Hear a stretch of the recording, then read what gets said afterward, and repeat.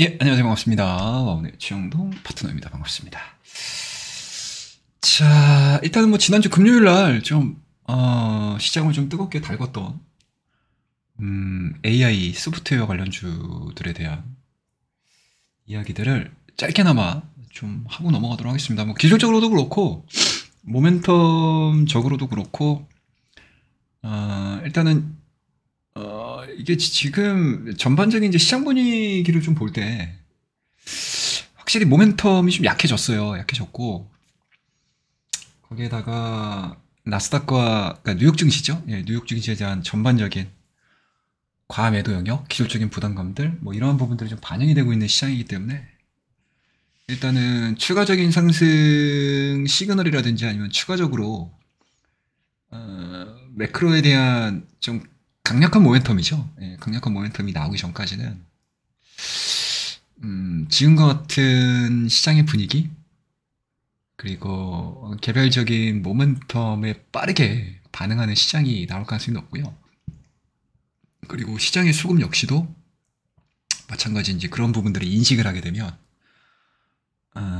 뭔가 이제 가격적인 부담감이 있는 종목군들보다는 가격적인 부담이 없는 반대겠죠. 반대 개념으로 접근할 가능성. 그리고 시장에서 집중할 만한 이슈라든지 모멘텀이 나왔을 때 그쪽으로 대량 거래량이 쏠리는 그런 현상들을 우리가 마주할 수 있는 상황들이기 때문에 금요일 날 어떻게 보면 이제 시장에서 가장 핫하게 얘기가 나왔었던 AI 소프트웨어 관련 종목군들의 강세 흐름들은 단기간 시장에서의 트렌드와 가장 맞닿는 부분이 많은 섹터라고 생각을 하고요. 기술적인 부분들도 완성도가 꽤 높더라고요. 그래서 그런 부분들 종목씩 하나하나씩 좀 차트 흐름들을 좀 되돌아보면서 이야기를 짧게 좀 하도록 하겠습니다. 자, 일단은 AI 관련주들의 소프트웨어 관련 종목군들에 대한 움직임들을 좀 보시게 되면 일단 오픈 AI가 이게 지금 1월 5일 날 나온 뉴스거든요. 오전 10시에 나왔습니다. 인공지능판 앱스토어, GPT 스토어 내주 출시. 블룸버그를 통해서 오픈 AI와 언론사 수십 곳이 저작권 계약 협상 중이고요. 그리고 더 인포메이션 같은 경우는 오픈 AI 연간 라이선스 비용 최대 65억 원 책정이다라고 하면서 일단은 AI 그리고 이제 챗 GPT에 대한 그리고 AI에 대한 전반적인 뭔가 이제 활용이랄까요?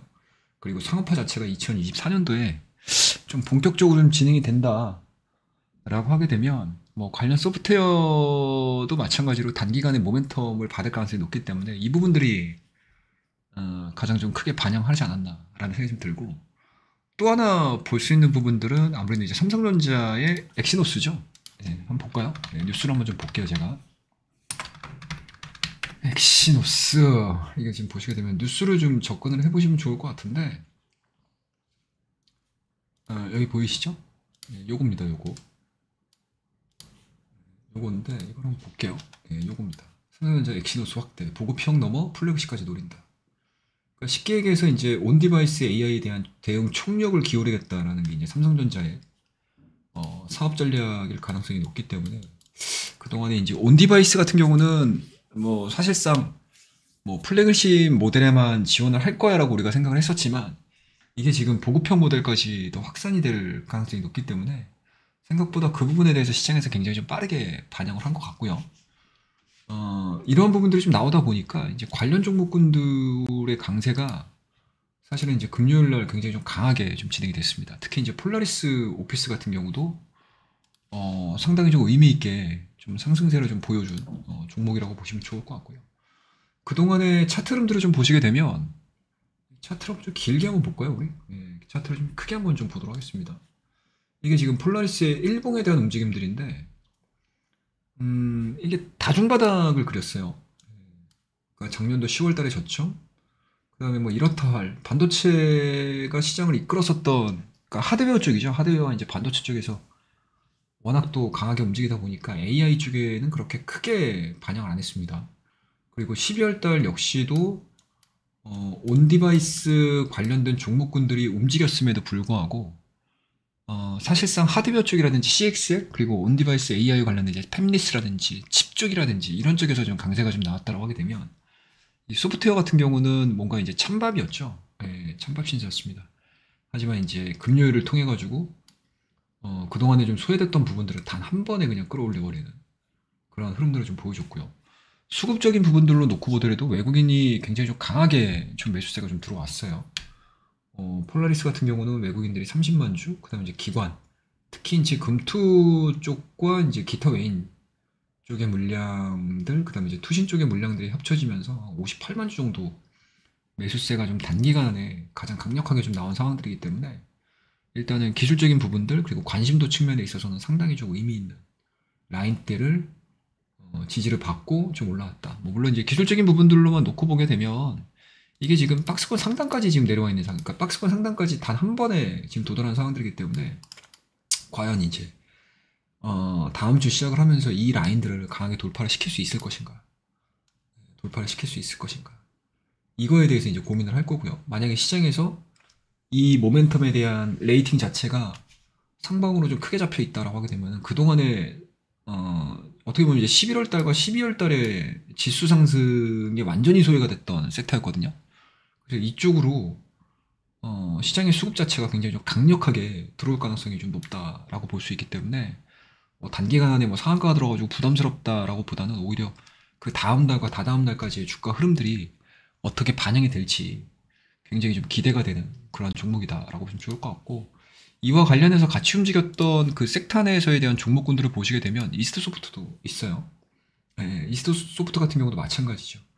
그러니까 10월달 그리고 11월달 12월달 이게 다 공통점입니다. 이게 보시게 되면 그러니까 11월달에 움직이지 못했던 거, 그러니까 12월달과 11월달의 상승 부분들을 전혀 반영하지 않았었던 이러한 구간 내에서 지금 시장이 움직여주고 있는 상황들이기 때문에 이게 지금 박스권의 상단까지 그냥 단 하루 만에 다 돌파가 된 상황들이어서 이게 만약에 돌파가 좀 이루어진다고 하게 되면 사실상 매수가 매수를 불러버리는 상황이 될 수도 있어요.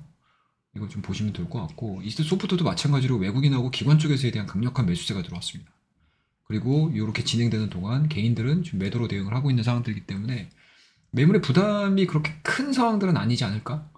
라고 생각을 좀 해볼 수가 있을 것 같고, 그 다음에 이제 후발주자로 놓고 보게 되면 일단은 뭐 솔트룩스 뭐 이런 차트들도 마찬가지죠.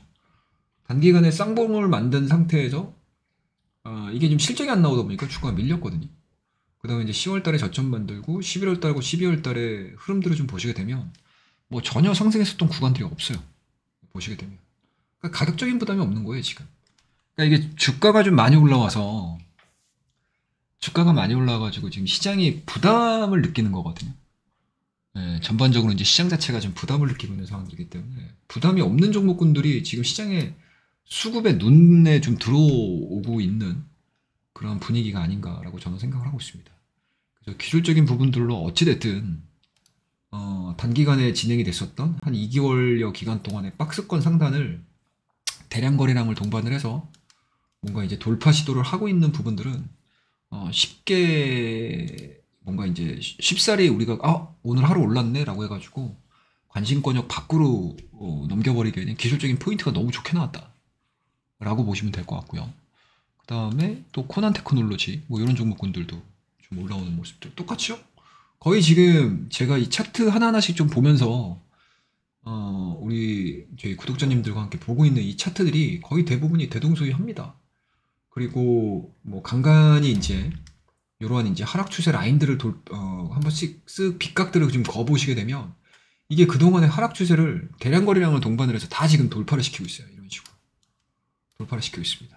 기술적으로 되게 의미 있는 자리들을 만들어낸 거는 맞아요. 그러니까 연속적인 상승 흐름들이 과연 며칠 정도 더 이어질 것인가, 이 부분들이겠죠. 그 다음에 뭐 마음 AI 이런 것들도 후발주자로서 좀 피어 올라오는 모습들이고, 그리고 별도로 좀 움직이고 있는 종목군들 같은 경우는 이제 뭐 플리토 이런 종목군들. 플리토 같은 경우는 이제 이 단기간에 이어졌던 이런 이제 하락 추세의 상단까지 돌아갔거든요. 그러니까 똑같습니다. 그러니까 뭐 이스트 소프트나 폴라리스 오피스 이런 종목군들이 박스권 상단까지 올라와가지고 지금 시장에서 이제 종가가 형성된 것만큼 이 플리토 같은 경우도 이게 거래량이 그렇게 많은 종목은 아니거든요. 근데 최근에 바닥권을 만들어내면서 거래량들이 중간중간마다 지금 터지고 있어요. 이런 것들, 이런 자리에서. 이게 지금 가격대를 좀 보시게 되면 2만 뭐 6천원, 7천원 정도? 그 다음에 여기서 터졌던 대량 거래량은 한 3만 원대 위에서 터졌고요. 그리고 이제 금요일 날 대량 거래량을 동반을 해서 터진 가격대를 보게 되면 뭐 한 3만 2천 원 정도 되겠죠. 이게 분봉으로 보게 되면 이 정도 되는 상황이거든요. 분봉으로 놓고 보게 되면 60분봉으로 보게 되면 이게 지금 오늘 하루짜리, 그러니까 15일자의 하루짜리의 움직임들인데 뭐 평균가만 잡더라도 뭐 33,000원, 32,000원 정도 형성이 돼 있는 거니까. 그래서 이러한 부분들을 놓고 보게 되면 그러니까 이런 것들도 이제 돌파가 이루어졌었을 때 실상 이 대량 거래량을 동반한 음봉 자체만 형성되지 않는다라고 하게 되면 기술적으로는 상당히 좀 완벽도가 높아질 수 있는 그런 패턴을 좀 보여주고 있는 종목이라고 보시면 좋을 것 같습니다. 그래서 이게 금요일 날 단순하게 그냥 하루짜리 이벤트로 올라와서 그냥 끝날 거라고 생각을 하시기보다는 다음 주에 시장이 오픈이 됐었을 때 시장의 모멘텀들 자체가 죽는 과정에서 이러한 이제 이벤트들, 모멘텀들이 좀 살아있는 종목군들 같은 경우는 시장에 뭔가 러브콜을 더 받아가면서 이어질 가능성이 높기 때문에 트레이딩 하기에는 딱 괜찮은 종목이지 않을까라고 생각이 좀 들고요. 그리고 이와 관련해가지고 약간은 좀 비슷한 성격을 좀 내포하고 있는 종목들을 좀 보조라고 하게 되면 이제 XLVR. 그러니까 그동안에는 어떻게 보면 이제 AI 쪽에 포커스가 많이 맞춰졌다라고 하게 되면 사실 지금서부터는 이제 CS 관련된 종목군들 중에서 올라가 있는 종목군들보다는 그동안의 시장에서 뭐 기대감들은 상당히 좀 있기는 했었지만 아직까지 뚜렷하게 모멘텀들이 나옴에도 불구하고 시장에서 반응 자체가 그렇게 좀 뜨뜻미지근했던 종목군들이 금요일날 상당히 조금 반응들이 좀 많이 나온 것 같아요. 일단은 뭐 뉴플렉스 뭐 이런 종목군들도 양봉 만들어내면서 올라가고 있는 모습들이고, 그다음에 이제 웨이버스, 그다음에 이제 알체라 이런 종목들 바닥권에서 이제 대량 거래량 동반해서 이제 머리를 좀 들기 시작을 했습니다.